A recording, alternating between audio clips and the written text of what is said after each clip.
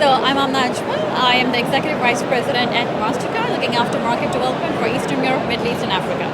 And I believe you've got some really exciting news to share. Yes, after a lot of work done, we will be publishing our affluent travel report, and it's a very exciting time for the travel industry. You can see the buzz here around, you can see all the industry players over here, and we have some great trends to share, very, very interesting insights. Looking forward to that. Can you give me some highlights? Sure. So the global affluent travel market is sized at $1.4 trillion. That is huge, growing at a CAGR of 7.9% to 2030. But what is very interesting is the growth of Middle East. So Middle East is growing at 22%, higher than any other region in the world, which just tells you about the tremendous potential of this region. And there's some other very interesting insights. That's an aspect of geography, but if you look at the segment, you will see that the Gen X segment, which is between 43 to 58 years old, they are driving the maximum growth in the luxury travel segment. For Saudi, they are driving 40% of the luxury travel growth, whereas the Saudi outbound travel market is sized at $27 billion. So 40% of that is huge. In UAE, the Gen X segment is driving 60% of the growth, and the UAE outbound travel market is sized at $30 billion. That's 60% of $30 billion. Another very interesting trend that we saw was the whole aspect of loyalty points. If you would see across the world, of course, everybody is interested in loyalty-based products. And globally, within the travel and hospitality industry, 33% of the customers use loyalty-based products. In this region, it's significantly higher than that.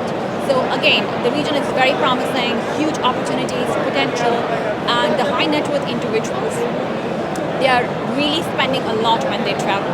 So if you look at a great example we saw in our research was a customer from Kuwait.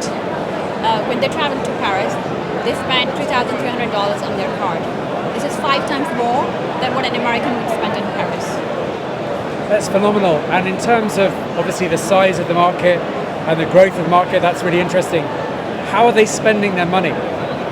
So it's a lot of, it has shifted from shopping and souvenirs and, booking my flight and staying in a hotel to experiential travel. We not only see that shift in the high net worth individuals, but we also see that shift in the middle affluent segment, right? People are more and more interested in experiential travel. And the trend started after COVID, but it continues to grow. So it could be, for example, staycations, which were not that popular before. But year on year, UAE is still growing from a staycation perspective, 22%. Saudi, which was never a staycation market, year on year growth is 17%. So people want experiences. They would rather take a staycation and go to a nice desert in Saudi, Red Sea in Jordan, mountains in Oman, a local cultural experience in UAE. So I think those trends you see as emerging, and I think they're here to stay because people are more and more realized that travel is not just to get from point A to B and do a checklist of things when you reach that B, but it's just to make the best out of it. And we've obviously seen a huge rise in female empowerment and advancement and adoption of kind of sort of new forms of trends and behaviours. Does your report sort of go into that? I don't think so. We have gone into a kind of a gender split, but we see a multi-generational element to it. Yeah. So especially in this region where 76% of the travelers would travel with their family. That not only includes the spouse and children, but it also includes parents. And the family size is big here compared to other parts of the world, right? So that traveling with the entire family brings a different type of spending and a different type of behavior. So it's more related to the family, going out together, having a good time, nice meals, having some great experiences just relevant to that particular local destination.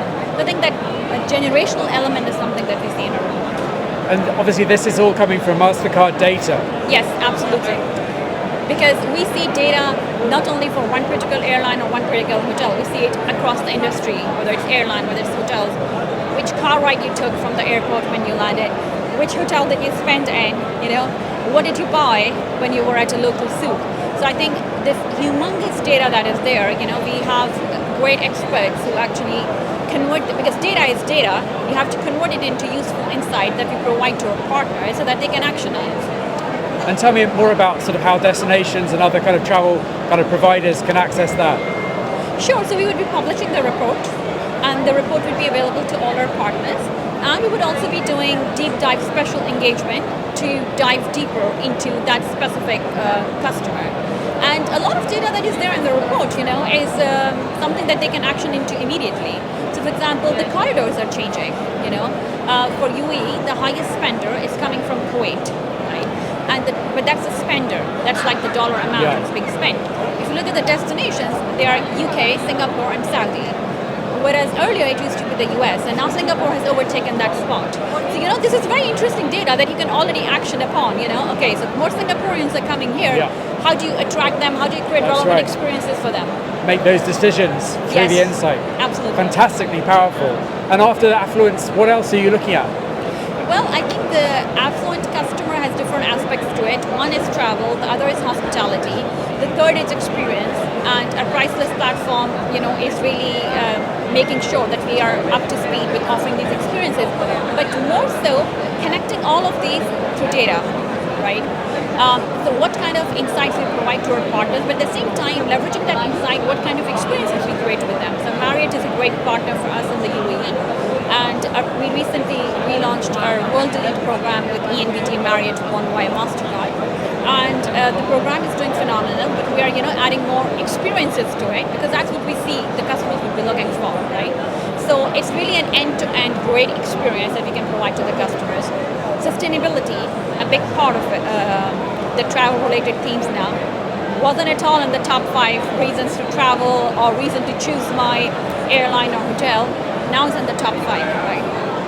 So again, partnering with partners like Marriott just announced they have opened the St. Regis resort in Red Sea, right, which is an eco-friendly resort. How do we make sure that the customers from UAE, when they're going to Saudi and they really want an eco-friendly resort choice, we target them specifically with that message? It's wonderful to see data supporting our sustainability goals. Yes, absolutely. I mean, we can use data to support any goal that we want. And there was a time where technology did not really support data translating into insight, translating into action, and that action can be analyzed and go back into this loop, right? Now with the advancements in artificial intelligence, it's extremely easy, We can deliver personalization in real time at scale. So yes, leveraging the power of data is one of the things that we do really good at Mastercard. I'm really looking forward to seeing the report. Thank you for your time today. Thank you so much.